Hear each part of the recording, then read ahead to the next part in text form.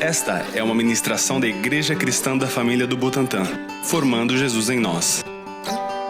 Estamos aqui presenciais, você está aí assistindo no streaming, esse culto de dezembro, dia 13 de dezembro, segundo culto do mês. Estamos falando sobre os votos de ano novo, sobre as coisas que Deus vai fazer para o ano que vem, sobre como Ele vai mover na sua vida, o que Ele pode fazer dentro da sua história.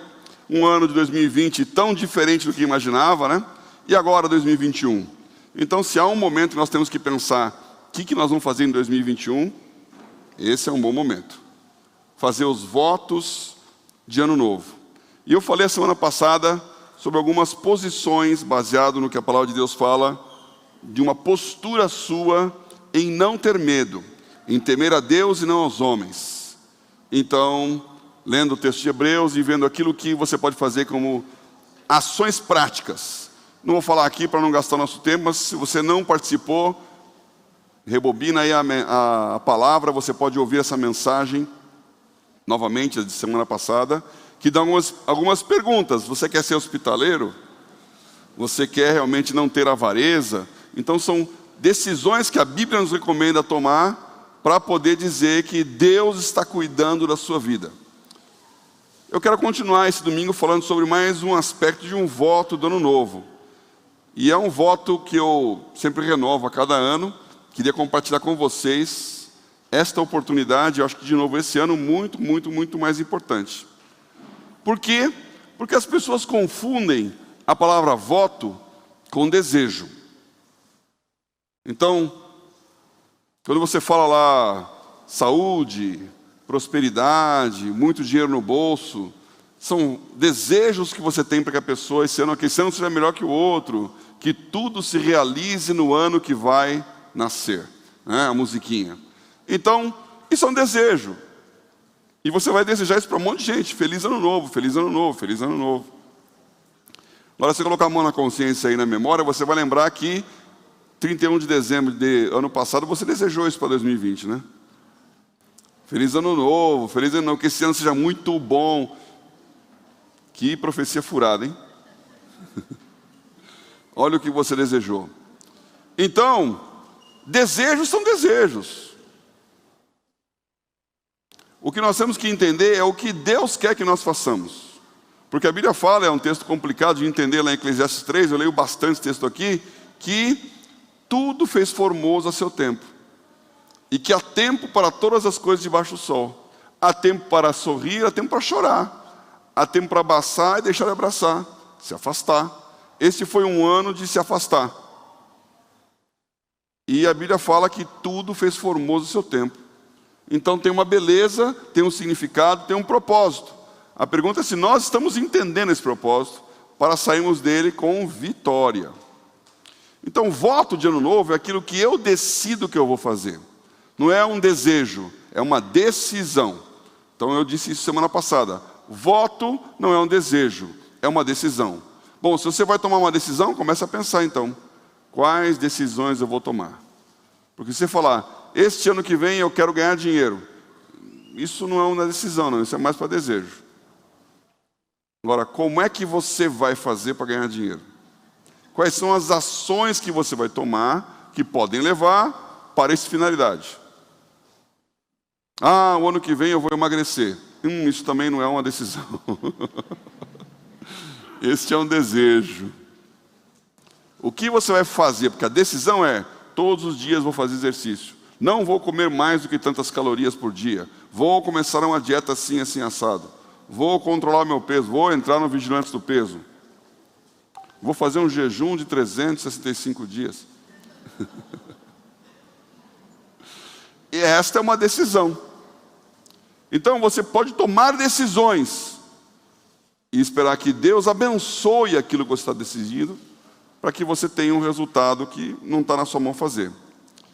Então, votos de ano novo, esses votos de decisões, são tão melhores, quanto mais perto de ensinar a pescar eles estão, e mais longe de dar o peixe.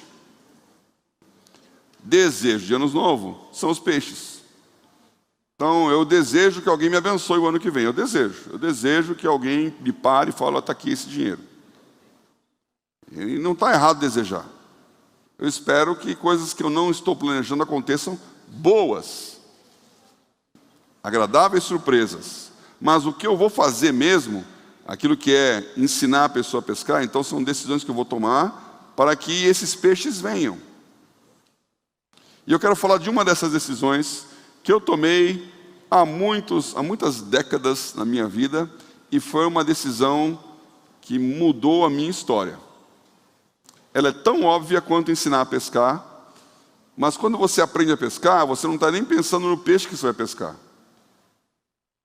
Eu confesso que essa área não é uma área do meu interesse. Eu não gosto de pescar. Admiro quem gosta, que gosta de acordar de madrugada, ir no meio da escuridão, para a beira de um riozinho, ficar cheio de mosquito, segurando uma varinha, fazendo nada. Beleza, há gosto para tudo, né? Então, eu não gosto de pescar. Eu sei que esse meu exemplo não é dos melhores, né? Você pode entrar num barco, no Araguaia, você pode ir no meio do mar e pegar um marlin, mas você não tem decisão sobre o peixe que você vai pescar. Você tem decisão sobre preparar a isca, a linhada, a chumbada e todos aqueles nomes técnicos que vão em volta disso aí, né? Pergunta para o Gustavo aí, que é o nosso pescador aqui, que pode dar inclusive orientações de pesca. E aí então, você pode ter todo equipamento, toda a carretilha, todas as varas especiais e jogar o anzol, a linha, no mar ou no rio. Que peixe que vai cair ali? Isso não está na tua mão.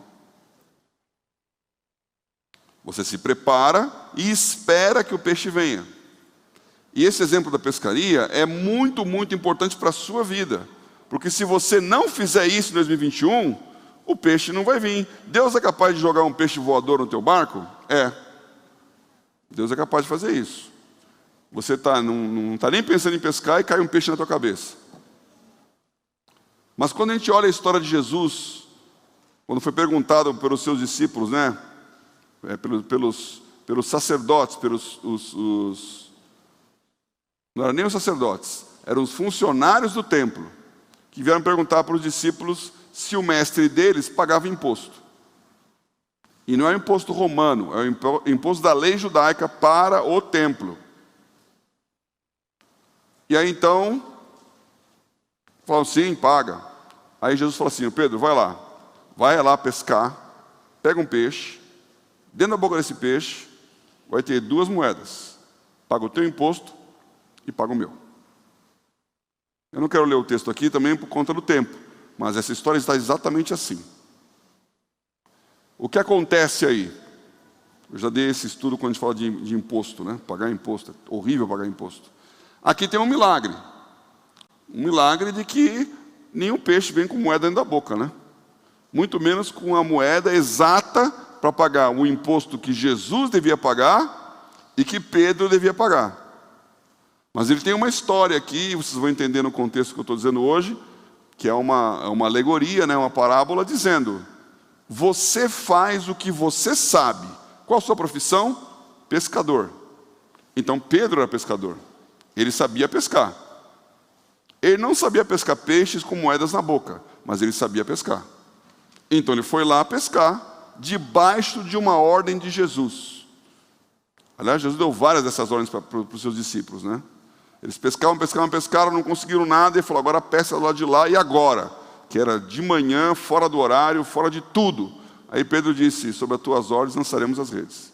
Nessa hora, ele foi lá e pescou um peixe, pegou o peixe, dentro tinha moeda. Então Deus, Ele é capaz de fazer um milagre. Você tem que fazer a sua parte. Você pesca com o que você sabe. As moedas na boca do peixe, Deus que dá. Você não sabe que peixe você vai pescar.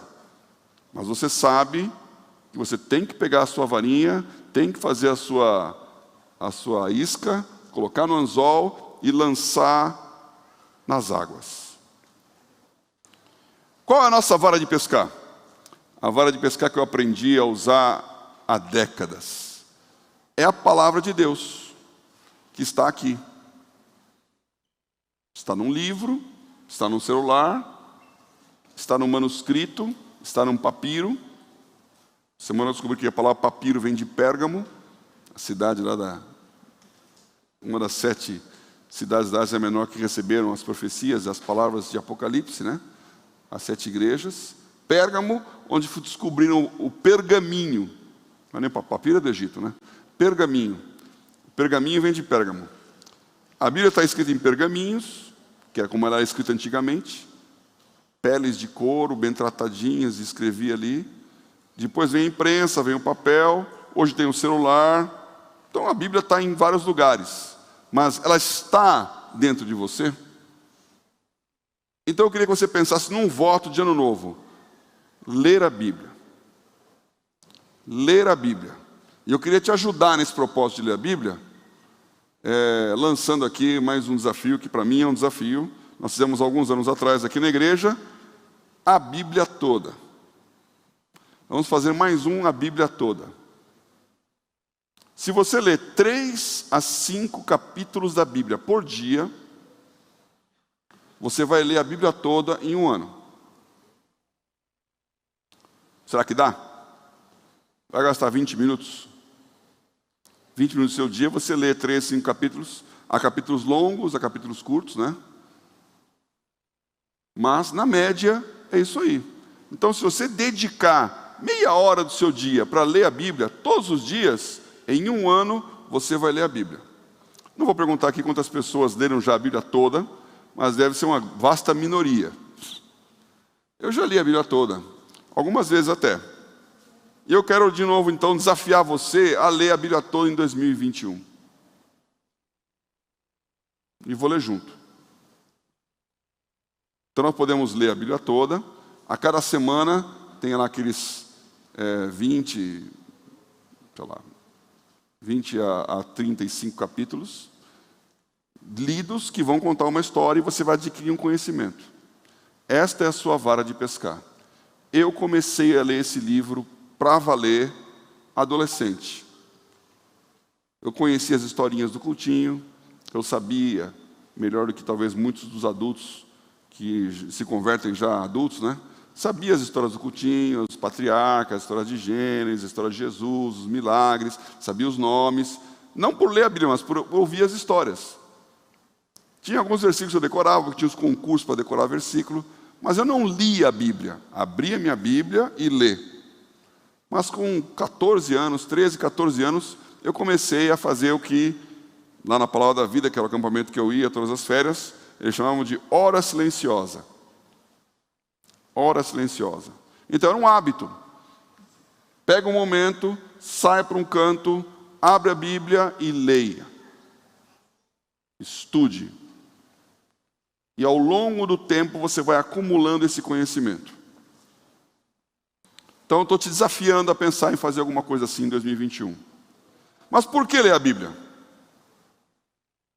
E eu quero usar aqui, vamos ver se vai funcionar o nosso espelhamento aí. Não sei se está ok. Vamos testar. Eu vou aqui mexer na minha telinha aqui da minha Bíblia JFA, para você ver como é que eu faço aqui com a minha Bíblia, e você entender como é que a Bíblia funciona também, né? Tá aí. Então eu estou mexendo, ela está mexendo também. Beleza.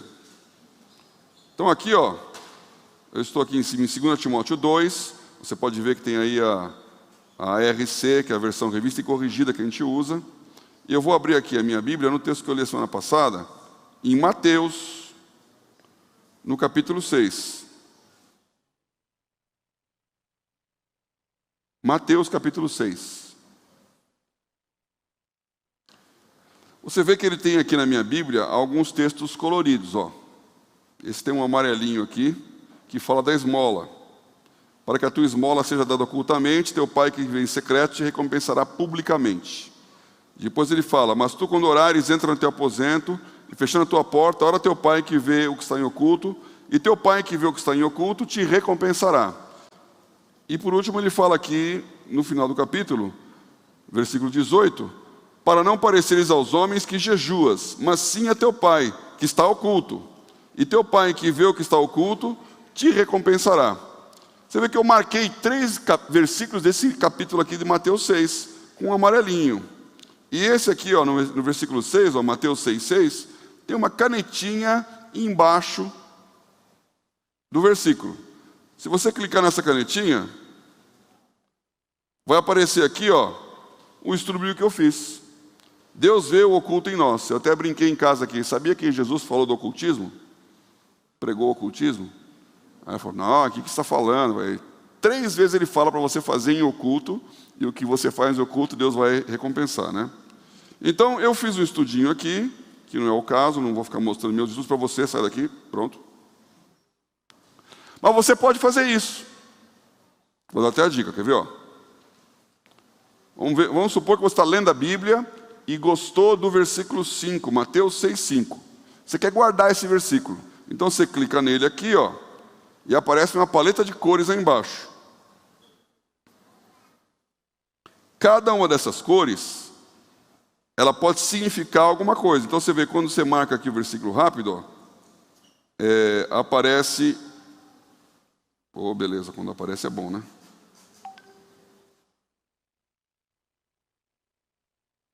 Vou escrever alguma coisa. E quando orares, não seja como os hipócritas. Então eu vou colocar aqui, estudo de hipocrisia. Fica marcado na minha Bíblia. E aí eu vou marcar uma cor aqui, vou escolher, ó. Eu coloquei amarelo, palavra de conhecimento. Vermelho, exortação. Azul, prosperidade. Assim vai. Então eu vou colocar aqui, palavra de conhecimento. Ficou amarelinho e eu guardei, está guardado. Então quando você for olhar a sua Bíblia, ao longo do tempo, você marca na sua Bíblia aquilo que você está recebendo de Deus. Escreve o que você quiser e está guardado. Você vai perder esse papel? Não, está sempre aqui. Ao longo do ano, você vai aprendendo a ler a Bíblia. Venha o teu reino, seja feita a tua vontade. Aí não apareceu a edição aqui de novo, tá vendo?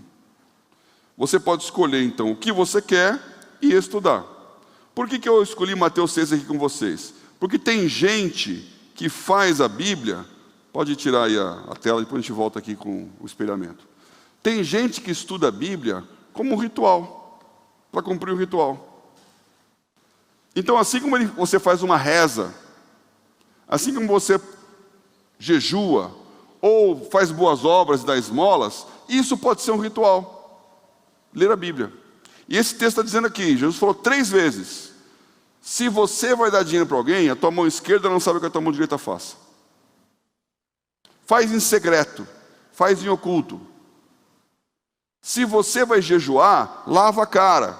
Não seja como os fariseus, hipócritas, que ficam aí mostrando que estão jejuando. Faz em segredo. Se você for orar, entra no teu quarto, fecha a porta, ajoelha. E o teu pai que vê tudo em oculto te recompensará. Então ele está dizendo, não faça por um ritual, faça porque você está diante de Deus. Leia a Bíblia, não para cumprir tabela, não para dizer para Deus, olha, eu li a Bíblia. Não para falar para as pessoas, este ano eu li a Bíblia toda, ó, como ele é famoso. A leitura da Bíblia não é um ritual. Não é uma tradição, não é uma obrigação, não é uma lição de casa que Deus quer que você faça para poder entrar no céu. Você não vai chegar diante de São Pedro lá, na porta do paraíso, e ele vai fazer uma pergunta, João 3,16. Aí você tem que falar, porque Deus amou o mundo de tal maneira, ok, pode entrar. Não vai ter chamado oral para entrar no céu. Ele não vai avaliar o seu conhecimento. 2 Coríntios 5,10 fala que nós vamos comparecer ao tribunal de Cristo e cada um seremos julgados por meio do corpo naquilo que fizermos. Então é o que o seu conhecimento produziu de resultado e não o conhecimento. Portanto, não adianta ler a Bíblia para dizer para Deus, eu sei os versículos de cor. Portanto, você não deve ler a Bíblia para adquirir conhecimento. É até perigoso. Eu conheço um monte de gente muito famosa, estudioso, filósofo, sociólogo, ateu, que lê a Bíblia para falar mal da Bíblia. Conheço a Bíblia. Adquirir o conhecimento está adquirindo maior condenação. Porque a Bíblia fala mesmo que aquele que sabe muito e não fez, vai ser julgado com mais açoites daquele que não sabia e também não fez. Ignorância não é desculpa, mas conhecimento é castigo. Então, se você está sabendo mais, mais vai ser exigido. Não leia a Bíblia para adquirir conhecimento. Bom, pastor, então isso não é para cumprir um ritual, não é para fazer uma reza, não é para agradar a Deus, não é para decorar versículos, nem para ter conhecimentos bíblicos. Por que eu tenho que ler a Bíblia? Agora então vamos inspirar de novo aqui. Aparece a Bíblia de novo aí. Eu vou ler aqui com vocês Salmo 119. Você vê aqui que você tem os versículos, você procura aqui o Salmo, procura o capítulo, tão rapidinho quanto isso. Esse capítulo é o maior capítulo da Bíblia, né? Vai do 1 até o 176. O maior capítulo da Bíblia com 176 versículos. Hoje eu vou ler 2 deles. O primeiro é o versículo 11. Salmo 119, 11, ele diz assim: escondi a tua palavra no meu coração para eu não pecar contra ti. E você já pode também guardar aí o 105, famosíssimo texto, que fala: lâmpada para os meus pés é a tua palavra e luz para o meu caminho. Pode voltar aqui. Para que eu vou ler a Bíblia? Escondi a tua palavra no meu coração para não pecar contra ti. Você tem que ler a Bíblia para não pecar contra Deus. Escondi a palavra no meu coração, coloquei ela dentro de mim, para não pecar contra Deus. Esse é o segredo de ler a Bíblia. Tê-la dentro do coração, nas tábuas de carne, e não nas tábuas de pedra. Não é um livro para estante, não é um amuleto no Salmo 91 aberto, em cima da mesa, para que os espíritos não possam entrar em sua casa. É algo dentro do seu coração, para não pecar contra ti. Então eu comecei a ler a Bíblia na minha hora silenciosa, 13, 14 anos. Vai adquirindo conhecimento, vai entendendo, vai memorizando. E aqui então eu entendi, depois de muito tempo, algo que só realmente o tempo dá. Quando esse texto fala não pecar contra ti, para não pecar contra Deus, 3 coisas são necessárias. Primeiro, você tem que saber o que Deus disse, que é o conhecimento literal. Segundo, você tem que saber escolher entre o bem e o mal, o que Ele quer e o que Ele não quer. Não, você tem que discernir, você tem que conhecer, discernir e escolher. Conhecer o que Deus fala, discernir o que Ele fala e escolher qual é a sua posição diante daquilo que Ele fala. E todos nós começamos ignorantes. E talvez você, por menos que saiba a Bíblia, seja um dos que mais sabe em relação às pessoas que te circundam aí. Quem conhece a Bíblia hoje? Você parar uma pessoa na rua e perguntar: quem foi o filho de Abraão? A chance dele saber é baixa. Eu não vou perguntar aqui, porque também pode ser que eu me surpreenda, né? Abraão. O filho de Abraão foi Ismael. Foi o primeiro, né? Então você tem que saber. E você que frequenta a igreja, você que lê esses textos, sabe mais do que a maioria das pessoas que estão aí, que não sabem nada. Então as pessoas estão por aí, eles pensam que está escrito na Bíblia: 1000 passará, 2000 não chegará. Esse é um versículo que as pessoas vão ler bastante agora no fim do ano, né? Não está na Bíblia. Não está na Bíblia. Se não vier pelo amor, virá pela dor. Também não está na Bíblia. Então as pessoas acham coisas. Tem gente muito capaz, muito inteligente, muito famosa, que quando fala da Bíblia, fala umas bobagens incríveis, porque ele lembra alguma coisa que ele ouviu, mas ele não sabe. Ele não tem o conhecimento literal. E quando eu entendi esse texto, eu entendi uma coisa. Lá no Jardim do Éden, tinham 2 árvores. Isso eu perguntei outro dia também, eu vi que a resposta ficou assim: como assim, 2 árvores? Você sabe quais 2 árvores tinham no Jardim do Éden? Porque todo mundo lembra da árvore que originou toda essa confusão, que foi a árvore do fruto proibido, que Adão e Eva comeram.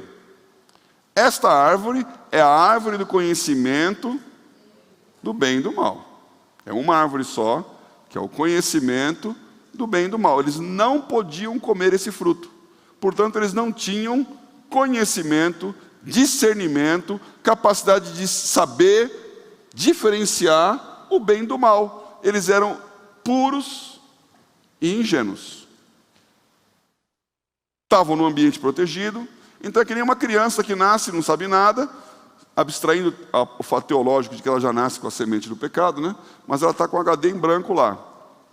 Então o conhecimento ela não tem. Ela vai adquirir conhecimento. Ela não vê mal nenhum em colocar a mão na boca do cachorro. Ela não vê mal nenhum em pegar uma cobra que está mexendo lá. Porque ela não conhece. Aí ela vai aprendendo os perigos, os erros e acertos, e vai se posicionando, discernindo o certo do errado e o bem do mal. E havia uma outra árvore, que é a árvore da vida. E a Bíblia diz então que a árvore da vida era o que mantinha o homem incorruptível. Ele não morria, era eterno. E para não comer da árvore da vida, ele foi expulso do jardim. E aí então nos tornamos perecíveis. Muito bem, o que está por trás desse texto? Quando você lê a Bíblia, você começa a aprender a discernir o que Deus falou, o que Ele não falou, o que Ele quer, o que Ele não quer, e o que é o bem e o que é o mal. Então, se você não lê a Bíblia, você não vai saber discernir o bem do mal. Aquele conhecimento que Adão não tinha acesso, você como cristão tem acesso quando lê a Bíblia. E se você abrir uma passagem aí, né? Também está essa discussão em casa outro dia. Jesus é o segundo Adão. Como assim segundo Adão? Teve 2 Adãos. Jesus é o segundo Adão. 1 Coríntios 15 é bem claro que é o primeiro e o último Adão, né? Então quando fala de Jesus, está falando uma semelhança com Adão, porque ele também é o primogênito de uma nova criação, como Adão foi, né? João fala isso. E aqui em Isaías, que é o texto, o capítulo, oh my goodness, o livro que fala mais de Jesus no Velho Testamento, né? Isaías no capítulo 7, ele coloca assim, versículo 15, ele diz: manteiga e mel comerá, até que ele saiba rejeitar o mal e escolher o bem. Como é que eu sei que isso é Jesus? Porque no 14 ele fala: portanto, o mesmo Senhor vos dará um sinal. Eis que uma virgem conceberá, dará à luz um filho, e o seu nome será Emanuel, Jesus. Manteiga e mel comerá, até que ele saiba rejeitar o mal e escolher o bem. Então eu quero dizer para vocês que Jesus, quando nasceu, ele foi aprendendo, pelo conhecimento da palavra, pelo leite destilado, bebendo o leitinho, que são as doutrinas básicas, o conhecimento literal, o leite racional que Pedro fala. Ele foi bebendo esse leite, comendo esse mel e aprendendo a discernir o bem e o mal, para chegar com 13 anos e discutir com os doutores da lei. Jesus não nasceu com todo o conhecimento na cabeça. Ele não era não é nem gênio, né? Não era um Deus que estava lá fingindo que era bebê, né? Imagina você vai conversar com o bebê e fala, oi, e ele fala, comment ça va? Fala, esse cara sabe falar francês? Ele não era um bebê gênio. Ele cresceu em desenvoltura e graça, ele foi aprendendo, e Maria foi vendo que ele era rápido no gatilho, mas ele foi conhecendo e discernindo, e bebendo da palavra, decorando a Bíblia, que é o que eu quero que você faça no ano que vem.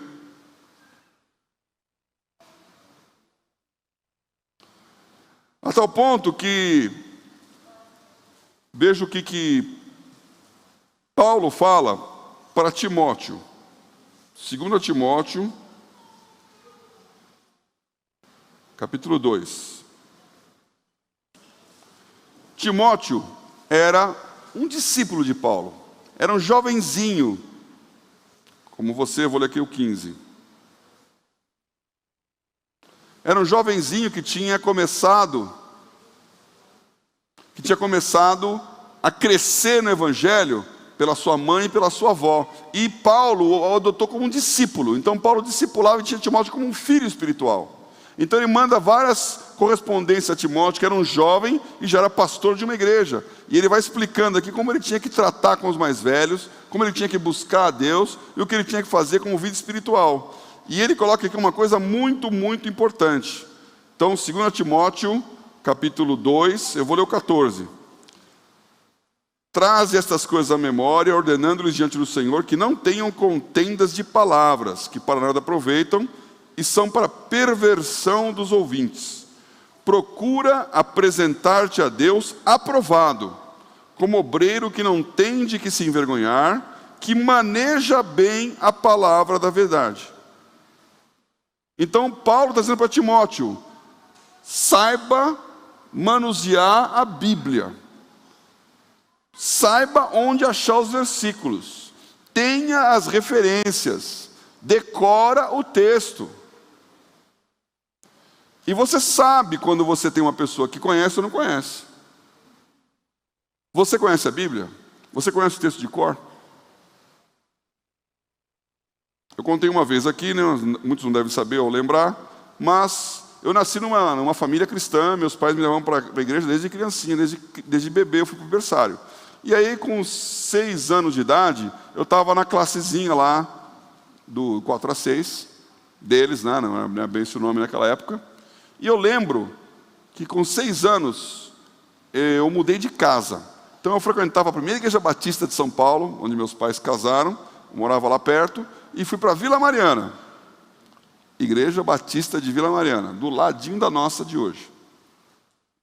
Então eu estava lá. E eu comecei a assistir a classinha da escola dominical com 6 anos. E eu não sei porquê, os amigos que eu conheci eram mais velhos, né? Meus amigos eram mais velhos. Amigos que até hoje continuam meus amigos aqui, né? Como naquele tempo eu lembro claramente do Edu e do Léo. O Eduardo Araújo, foi pastor aqui na igreja durante um tempo, mora nos Estados Unidos desde 2000, é pastor dessa igreja. Ele é um pouco mais velho do que eu, não aparenta, mas é. E aí, ele estava na classe dos 8, 9 anos de idade, lá, 9 anos, acho que tem 2 ou 3 anos mais que eu, não sei. E eu estava na classe do seu, eu queria ir na classe dele. Então eu briguei com a professora.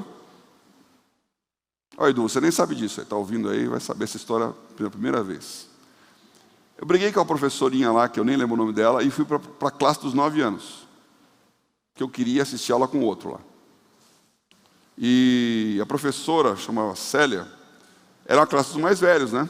Eu fiquei quietinho lá no meu cantinho, e ela falou, muito bem aqui, como a gente sempre faz, todos vocês vão ter que trazer um versículo decorado. Eu pensei, epa, já me arrependi de ter ido mudar de classe, porque na minha outra classe lá, fazia desenhinho, rabiscava e tal. Só que o pessoal de 8, 9 anos já sabia ler, né? Eu não sabia. E o que eu vou falar aqui? Tem que falar um versículo decorado. Me deu um pânico, porque foi um por um. Cada um se levantava, falava o versículo e a referência, e ela, um por um. E chegou a minha vez, eu estava lá já quase chorando. Temos um visitante aqui e tal, qual o seu versículo? E eu lembrei então do versículo que me veio à cabeça naquele momento, que foi, Jesus chorou. Resolvi meu versículo. Jesus chorou. Ela falou, muito bem, e onde está esse versículo?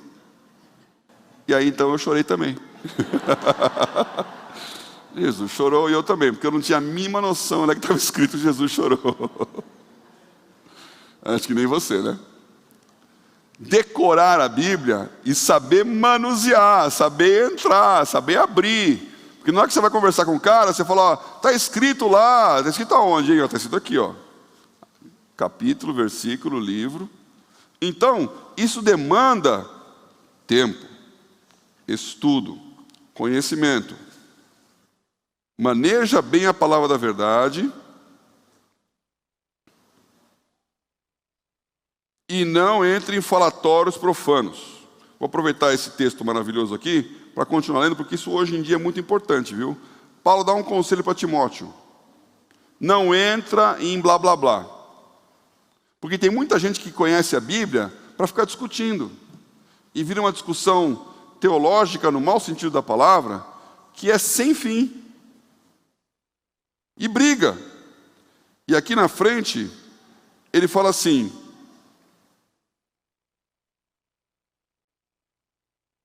rejeita as questões loucas sem instrução, sabendo que produzem contendas. E ao servo do Senhor não convém contender, mas sim ser manso para com todos, apto para ensinar, sofredor, instruindo com mansidão os que resistem, a ver se porventura Deus lhe dará arrependimento para conhecer a verdade.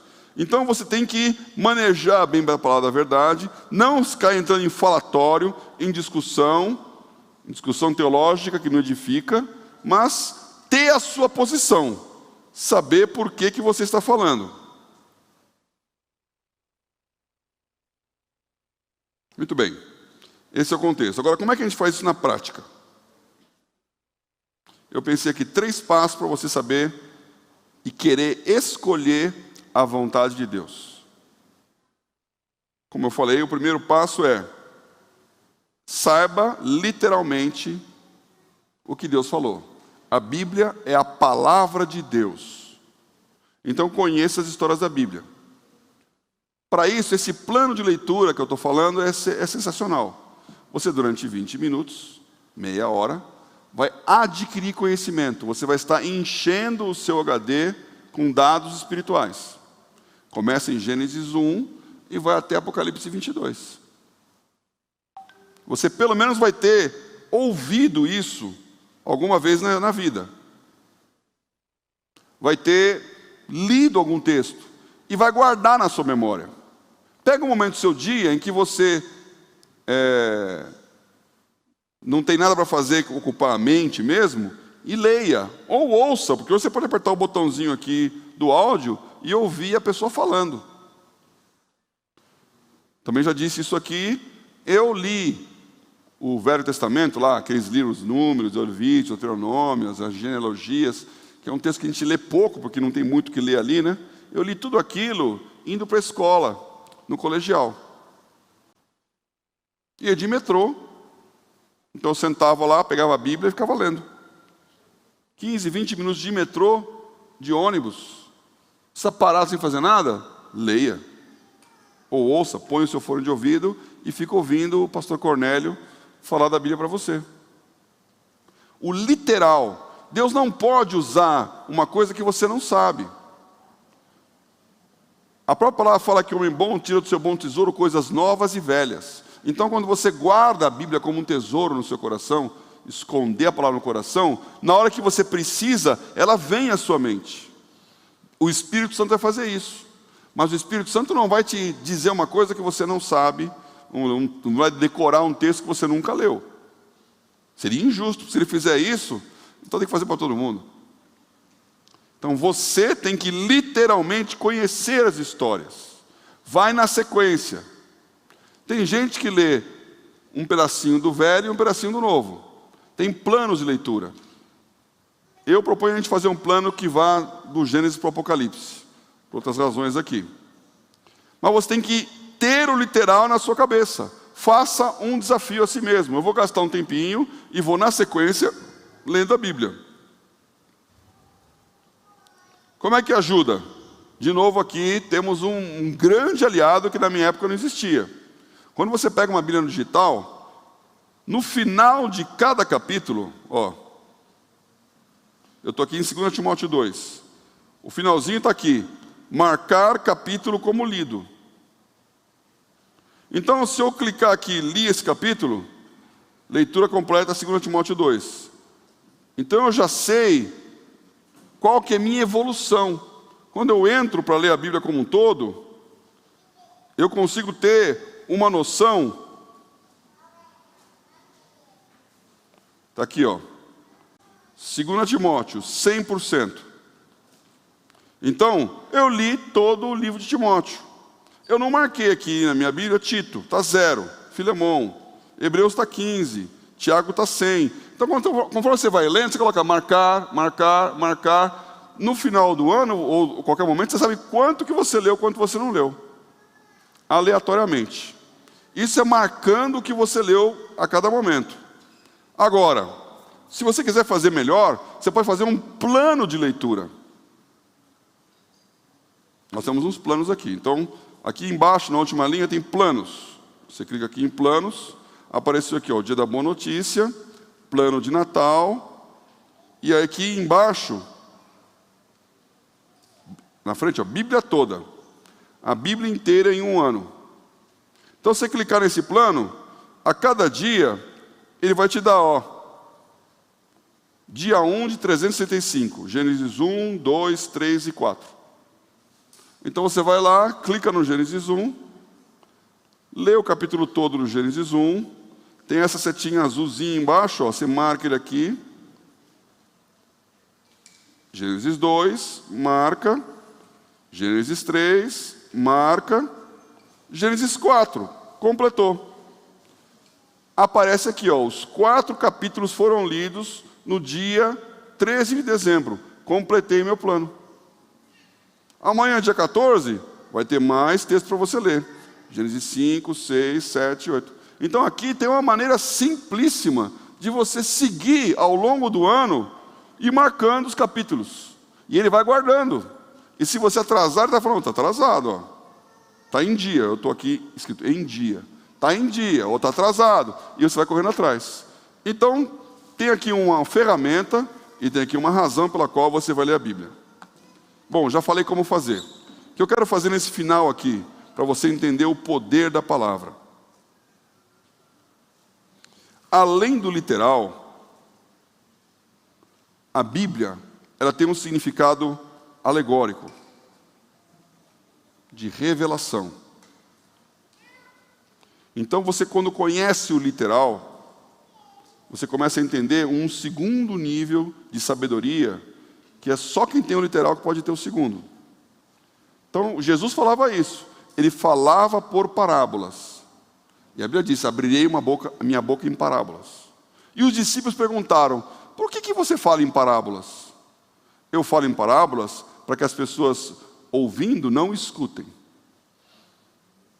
Então, Deus está escondendo o segredo. O papel do rei é descobrir. Então você tem que descobrir o segredo que Deus é escondido na Bíblia. Ele vai falar por parábolas. Quando você souber o literal, você vai começar a discernir o alegórico. Então o exemplo clássico que a gente sempre lê lá de Mateus 13, a parábola do semeador. Então ele falou para todo mundo, um semeador saiu a semear. E ele pegou a semente e jogou no caminho, e a semente ficou ali pousada sobre o caminho, vieram as aves do céu e levaram a semente. Outra semente caiu numa terra e começou a crescer. Só que a terra era cheia de pedras. E veio o sol e esquentou aquela terra. E como tinha muita pedra, não tinha muita raiz, a semente, a plantinha, secou, murchou. Outra foi jogada, mas tinha muitos espinhos. E quando a semente começou a crescer, os espinhos cresceram mais rápido ainda e sufocaram a semente. E outra caiu numa terra boa, e ela produziu fruto, a 30, a 60 e a 100. Essa é a parábola do semeador.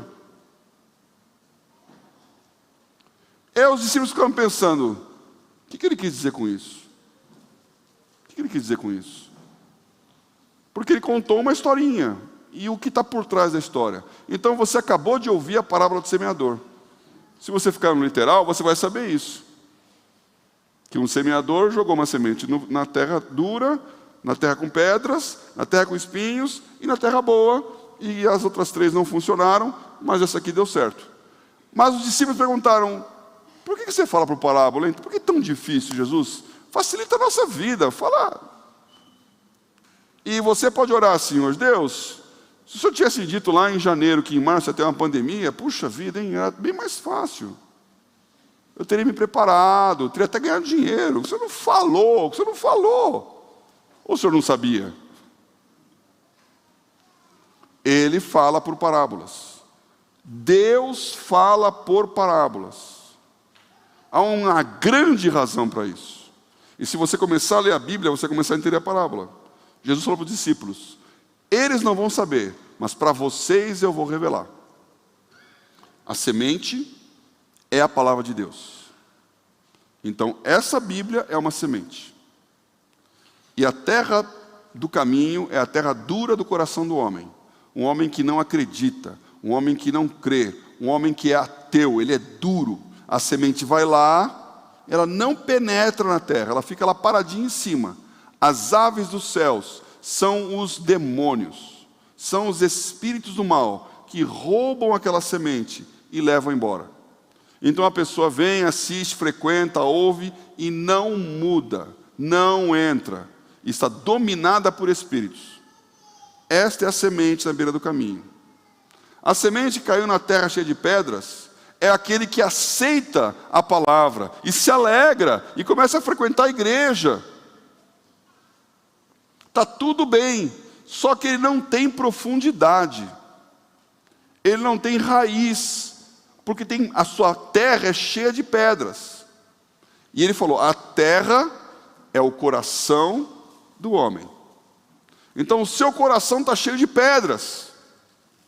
Você quer Deus, mas quando vem a provação, quando vem o calor do sol, quando bate o problema, você não consegue aguentar a barra da dificuldade. Aí você fala: puxa, quanto mais eu rezo, mais a assombração aparece. Parece que desde que eu me converti as coisas só dão errado na minha vida. Esse negócio de igreja não está funcionando não. Eu falo, Deus não ouve nada, eu não sei o que Ele está falando, eu não ouço a Deus, eu vou desistir. Essa pessoa que tem essa postura é o coração com pedras, que não consegue aguentar a pressão do inferno contra ele. Então ele está na igreja, mas veio a pandemia, ele sai da igreja. Ele está assistindo a live, mas depois de 1 mês, 2 meses, 3 meses, já começa a ter outras programações. Você não está dizendo: eu renego a Jesus Cristo, eu abandono o Evangelho, eu não quero saber de Deus. Mas as coisas vão acontecendo, e as provações vão te afastando. A terceira semente, no meio dos espinhos, é igualzinha. Recebe com alegria. Só que as coisas deste mundo não saíram do seu coração. E elas crescem mais rápido do que as coisas do mundo espiritual. E isto é uma verdade sempre. Quem tem gramado sabe disso. Você põe a graminha bonitinha lá, esmeralda. Aí você joga uma terra preta lá para fertilizar. Sabe o que acontece? Toda erva daninha cresce. E a erva daninha sempre cresce mais rápido que a erva boa. É uma tristeza isso. Para quem tem gramado é uma tristeza, porque quando você joga água tal, ela fala: oba, essa comida é minha. E ela rouba tudo que é da graminha boazinha lá e cresce aquela... Porque os espinhos crescem mais rápido do que a boa semente. E quando você começa a melhorar, um monte de gente vem, um monte de distração aparece, um monte de oportunidade vem. A pessoa ora para que Deus dê dinheiro para ele, que ele está duro, que ele está quebrado, que ele está acabado. Aí quando ele começa a ser abençoado com dinheiro, sabe o que ele faz? Ele compra uma casa na praia. Aí ele não pode mais vir na igreja, porque tem que ir na casa da praia. Quando ele fica bem, aparecem os amigos do filho pródigo. Você está com a bala, com dinheiro, está cheio de amigos te convidando. Programação, atividade, festa, coisas que te tiram da cabeça o foco. Os espinhos crescem e você não quer tirar a semente, mas você é sufocado. Então, para dar fruto, tem que ser terra sem pedra, terra sem espinho, terra revolvida, que possa receber a semente.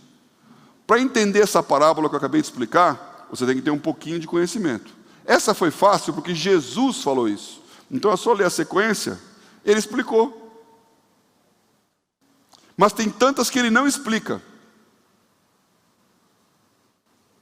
Ele falou: o reino dos céus é semelhante a um homem que vai e encontra o tesouro no campo. Ele vê um terreno com um tesouro escondido lá dentro. Então ele vai, vende tudo que ele tem, compra aquele campo para entrar na posse do tesouro. Jesus não explicou essa parábola. Mas se você começar a ler a Bíblia, você vai começar a entender isso.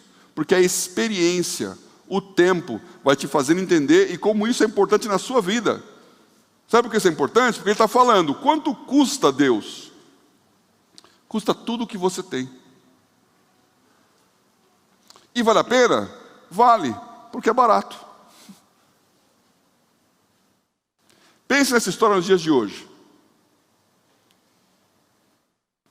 Eu estou vendendo um apartamento. Se você quiser comprar, inclusive, está aí à venda.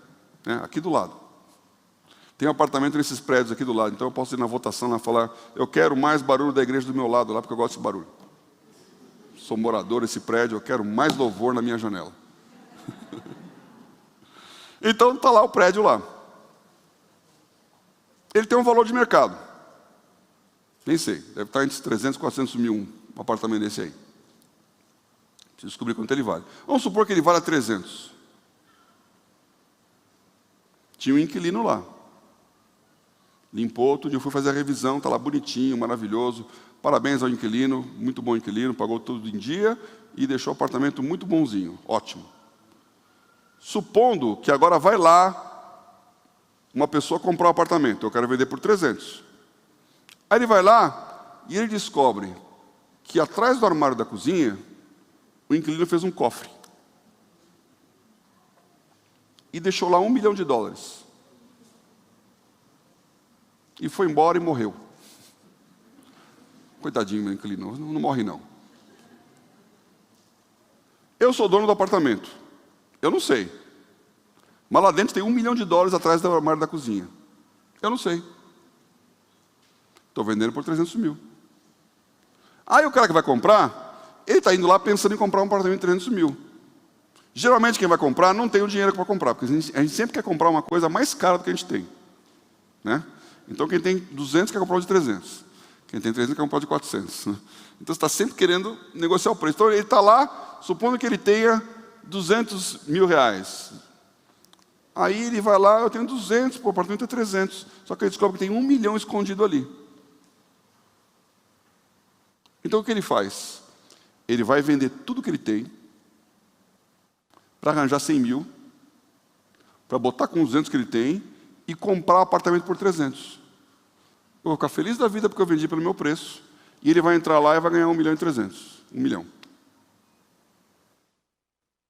Porque ele sabe que ali tem um tesouro, mas eu não sei. Então essa história está dizendo, quando você entende o tesouro que é Deus, você sabe que se você der tudo que você tem, está barato. Você vai parar de ficar discutindo com Deus, mas esse fim de semana eu queria ir para a praia. Mas eu queria não ter que gastar tanto tempo aí estudando a Bíblia. Eu não preciso ser tão fanático assim. Deus, eu preciso todo domingo na igreja, não dá para ir 2 por mês? Não está bom?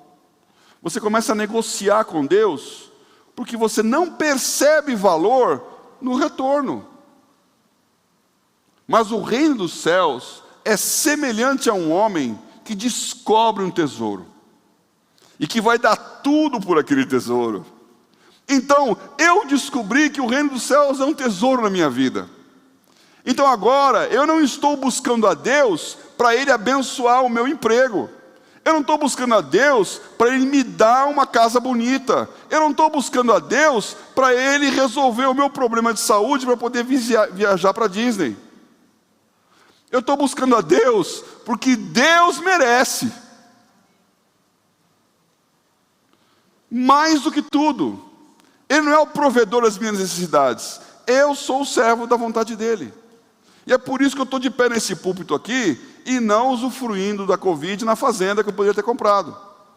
Como um monte de gente está aí escondidinho nos seus condomínios. Os preços dos condomínios foram para a lua, porque está todo mundo atrás de prédio, já que ninguém mais vai para a Disney. Ninguém mais vai passar o fim de ano em Aspen. Essa turminha que gasta esses dinheiros no fim de ano, agora tem que comprar casas em lugares caros para poder passar as festas seguro, porque nem no hotel ele pode ir. E vocês estão aqui na igreja. E nós estamos aqui na igreja. E no dia 31 de dezembro vai estar aqui quem dá valor para isso. Porque não vai ser fácil estar no dia 31 aqui. Que nem ceia do fim do ano vai ter. Então quem vinha para a Boca Livre já perdeu a chance.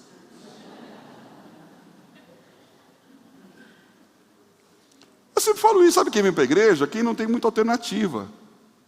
Esquece a crise, esquece a Covid. Se você estivesse aqui num domingo, num sábado, o cara fala, quer passar um fim de semana na Europa? Não tem dinheiro não, pago tudo. Você pega o avião, vai, passa um fim de semana, volta. Quer? Quero. Ah, mas tem culto de domingo. Ah, um culto só não tem problema. Quem tem alternativa, não vem.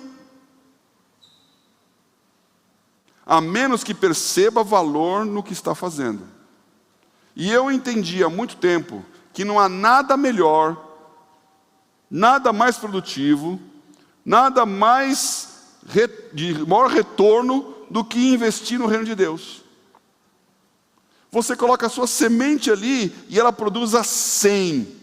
Se você for uma semente que não tem corrupção. Eu não vou falar hoje aqui, por causa do tempo, do que significa 30, 60 e a 100 por 1 na terra boa. Mas se você tem um filho que está aqui na igreja, ele tem a chance de ser uma semente a 100 por 1. E muitos jovens que estão aqui têm a chance de serem sementes 100 para 1. Não vai atrás de pedra, não vai atrás de espinho, não vai atrás de problema, porque a Bíblia, a palavra de Deus pode te abençoar. Eu quero terminar aqui lendo uma revelação de Deus, né? Como a Bíblia fala como revelação. Eu achei 2 textos interessantes aqui, porque quando eu vejo como a Bíblia fala, comigo e com Paulo, por exemplo, o verdadeiro Paulo, você vê que a revelação é um negócio que te livra do mal. Mesmo texto que eu li aqui, Isaías 9, né? Eu li para vocês lá, Isaías falando de Jesus. E no capítulo 9, capítulo 6, 7, ele fala de Jesus em vários textos aqui, né?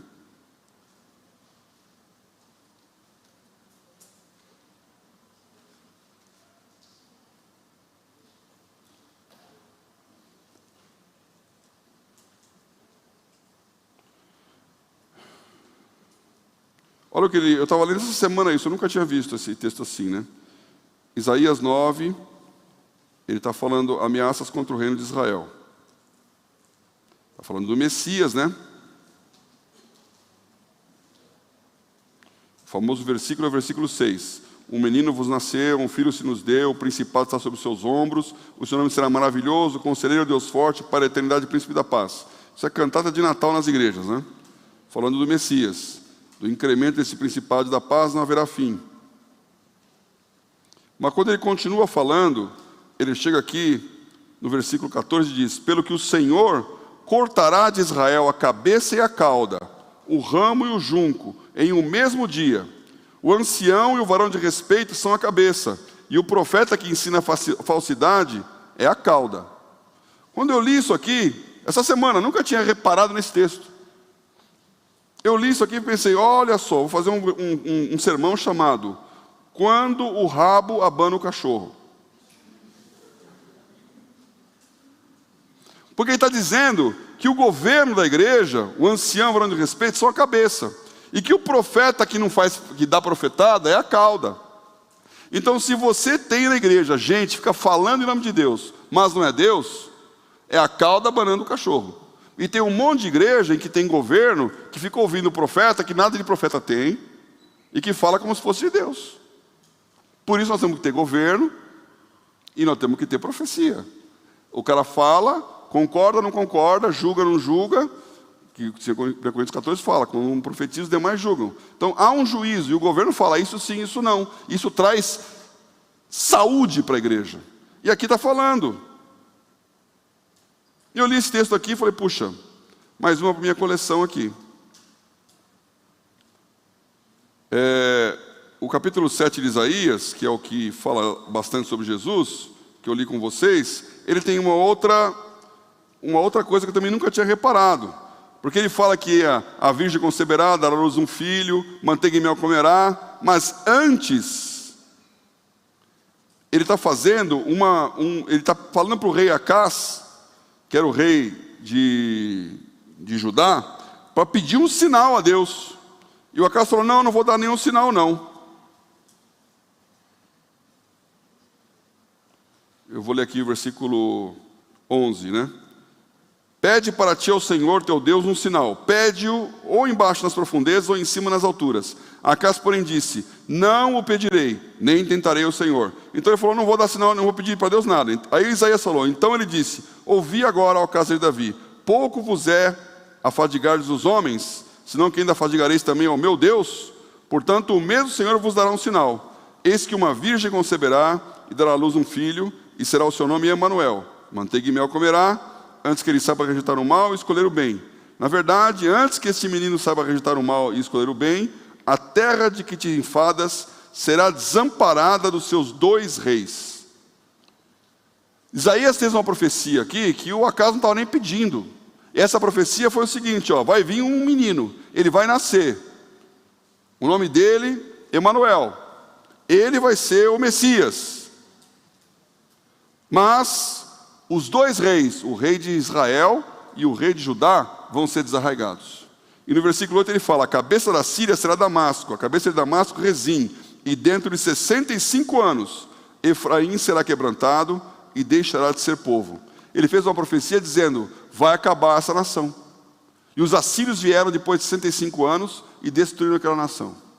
E depois de mais 200 anos, vieram os babilônicos e destruíram outra nação. E os 2 reis foram desarraigados. E depois de 400 anos, vem Jesus e nasce. Então, Isaías fala de 600 anos para frente. Eu quero dizer para vocês uma coisa. Quanto vale essa revelação? Quanto vale você saber o que vai acontecer em geopolítica daqui a 60 anos? Quantos generais pagariam por isso? Reis pagariam por isso? Deus revela. Deus revela. E aí, não é estudar a Bíblia. Não é o literal, não é a alegoria, é uma revelação do Espírito Santo. Deus revela o que ninguém sabe. E o último texto para ler aqui, que é o texto de Paulo em Efésios. Eu acho que Efésios é um dos livros mais sensacionais da Bíblia. Cada um pode ter o que gostar. Esse livro de Efésios, para mim, é difícil de achar algum melhor. Não tenho tempo aqui, eu já preguei muito sobre ele, mas em Efésios 3, Paulo diz assim, por esta causa eu, Paulo, sou prisioneiro de Jesus Cristo por vós, os gentios. Se é que tendes ouvido a dispensação da graça de Deus que me fará convosco me foi dada. Como me foi esse mistério manifestado pela revelação, como acima em pouco vos escrevi.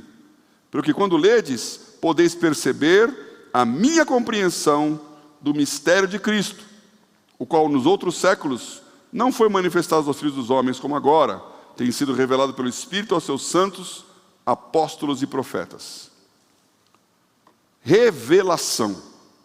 Quero fazer um desafio para você. Você pode ser o receptáculo de uma revelação. Paulo era um homem que conhecia o literal, porque ele cresceu estudando a Bíblia. Ele era um fariseu, ele estudou na melhor escola, o mestre dele, Gamaliel, era um dos melhores professores. Então ele tinha o literal da Bíblia. E com aquele literal, ele perseguia a igreja. Ele não conseguia enxergar Jesus. Até o dia em que ele caiu no chão com uma luz que o tornou cego no caminho de Damasco. E quando ele ouviu aquela voz dizendo, Paulo, Saulo, Saulo, dura coisa te é recalcitrar contra os aguilhões. Que é essa palavra de português literal famosa, né? Se você não sabe o literal, você não sabe nem o que está falando lá, né? Recalcitrar contra os aguilhões. O que está dizendo? Ele está dizendo uma coisa que Saulo entendia muito bem. Você está sentindo a dor física da esporada, da guilhoada. Como um cavalo tem a espora que o condutor finca no lombo dele, e quando ele quer ir para um lado, ele bate, força, e o cavalo recalcitra, ou seja, ele resiste. E quanto mais ele resiste, mais dor ele sente, até ir na direção do condutor. Então Jesus estava falando para Paulo, naquela época Saulo. Tá difícil a vida, né, Saulo? Tá apertada a coisa aí, né? E ele falou, quem está falando? E ele falou, eu sou Jesus a quem você persegue. Você vai ficar cego até começar a entender. Que é uma outra parábola. Para abrir os olhos de Saulo, ele cegou os olhos dele primeiro. E Saulo então fica cego 3 dias até ser levado para Damasco, que é para onde ele estava andando, para perseguir os cristãos. E ali então Deus tem que falar para um cristão que não queria nem saber de lá. Falou, vai lá e cura o Saulo. Eu falei, eu não, ele vai matar a gente. Saulo é um vale escolhido. Quando o Saulo é curado da visão, é um milagre. Ele enxerga Jesus. E ele passa 3 anos, esse é o literal da Bíblia que você tem que ler para os textos, porque não está muito claro ali naquele contexto. Mas quando você vai em Gálatas, você percebe ele dizendo isso. Ele passa 3 anos recluso. Ele vai para a Arábia e fica lá pensativo. Fala, pera lá, como é que essa voz apareceu para falar comigo? O que isso quer dizer? Como assim Jesus? Jesus, o que eu estou... Então, o que ele estava sendo recalcitrante? Ele estava lendo a palavra e estava vendo coisas que ele não admitia dentro do seu judaísmo. Mas estava lá uma briga lá na cabeça dele. E de repente Deus vem e quebra aquele jugo. E ele começa a entender quem Jesus é. Ele começa a entender o que é a igreja. Ele começa a entender um plano de Deus que não é para judeu, é para o mundo inteiro. Ele começa a entender coisas que ninguém tinha entendido. E que ele jamais poderia descobrir lendo. Então quando ele fala, quando vocês leem aqui a minha compreensão do mistério de Cristo, como me foi revelado, ele está falando, Efésios 1 e 2, estou dizendo o que Deus me revelou, que Cristo é a cabeça da igreja, e que a igreja está sentada à destra de Deus, e sobre os seus pés estão todos os nomes, domínios, poderes, principados, potestades. E que a igreja é a resposta de Deus aos principados e potestades nos lugares celestiais. Isso é muito maior do que a sua casa na praia. Isso é muito maior do que a sua resposta de dízimo.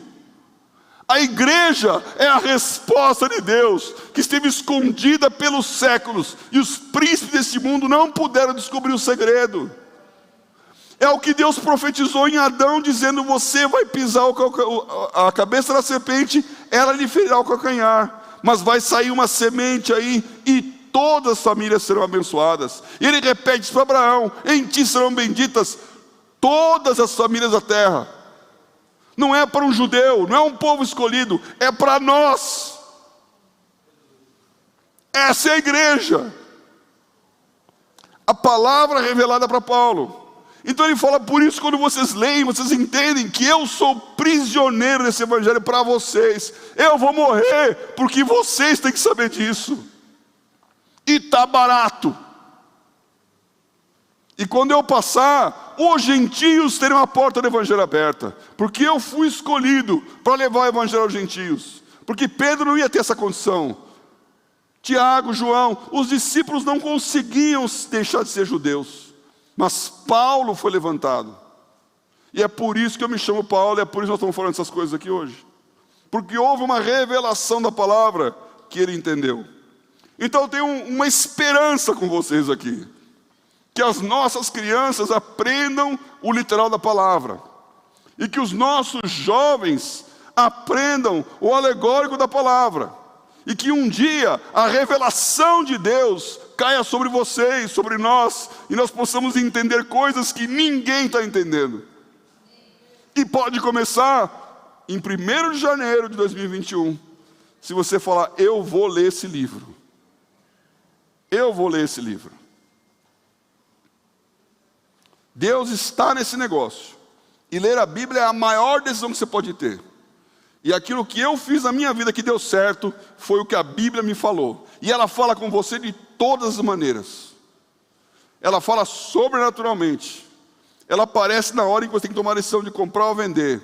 Ela aparece na hora em que você está pensando se vai pecar ou não vai pecar. Ela aparece na hora em que você não sabe como as coisas vão acontecer. Ela te ensina o caminho. Lâmpada para os meus pés é a tua palavra e luz para o meu caminho. Esse é o versículo 105 do Salmo 119. Então eu quero te fazer um convite. Em 2021, resolva ler a Bíblia. E leia sistematicamente. Porque disso Deus pode te levantar para onde você não imagina. Eu quero orar com vocês.